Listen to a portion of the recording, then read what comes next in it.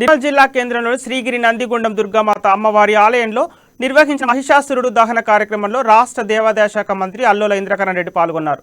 ఈ సందర్భంగా ఆలయంలో అమ్మవారికి ప్రత్యేక పూజలు నిర్వహించారు. ఆలయాన్ని 1.80 కోట్లతో అభివృద్ధి చేసినట్లు మంత్రి తెలిపారు. తెలంగాణ ప్రత్యేక రాష్ట్రం ఏర్పడిన తర్వాత ఆలయాలు ఎంతో అభివృద్ధి చెందాయని అన్నారు. ఈ కార్యక్రమంలో ఆలయ వ్యవస్థాపకులు కొండాజీ వెంకటచారి, అధ్యక్షులు లక్కడి జగన్మోహన్ రెడ్డి, ముత్యం సంతోష్ గుప్తా, ఎంపీపీ రామేశ్వర్ రెడ్డి, కౌన్సిలర్ రెడ్డిపల్లి నరేందర్ తదితరులు పాల్గొన్నారు.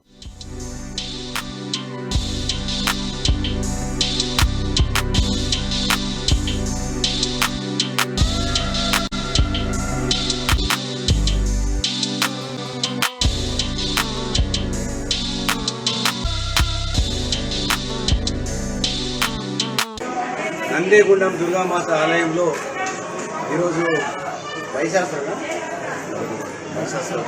మహిషాసుర దహనము దుర్గాష్టమి సందర్భంగా మహిషాసుర వర్ధని దహనం కార్యక్రమం వచ్చింది.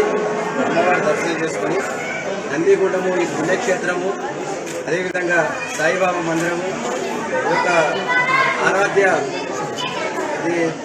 దైవంగా కొనసాగడం జరుగుతుంది. ఇది కూడా తెలంగాణ దేవాదాయ శాఖ ఆధ్వర్యంలో దీనికి 50 లక్షల రూపాయలు ఇవ్వడము, రాజగోపురంకి అదేవిధంగా 30 లక్షల రూపాయలు ఇవ్వడము, 180 లక్షల రూపాయలు ఇప్పటి వరకు ఈ